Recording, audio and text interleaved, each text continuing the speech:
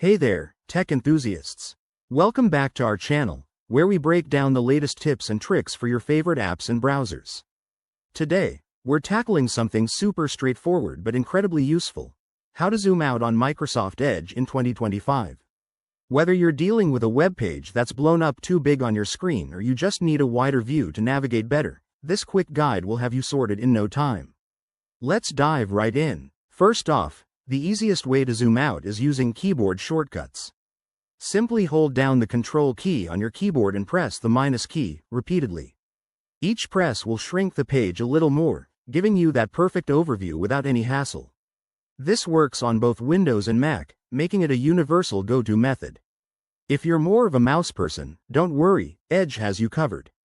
Hold the Control key and scroll your mouse wheel downward. You'll see the page zoom out smoothly in real time.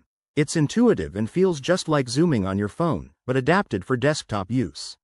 For those who prefer menu options, head to the top right corner of Microsoft Edge and click on the three dots to open the settings menu.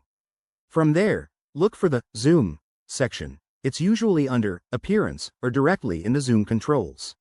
You can manually adjust the zoom level by sliding a bar or selecting a percentage, like 75% or 50%, to set it exactly how you want. A quick tip: zooming out too far might make text tiny and hard to read, so experiment to find your sweet spot. Also, if you're on a touchscreen device, you can pinch out with your fingers just like on a mobile browser. Remember, Microsoft Edge in 2025 might have even more accessibility features, so keep an eye out for updates. There you have it. Zooming out on Microsoft Edge is a breeze. This simple skill can make your browsing experience way more comfortable and efficient.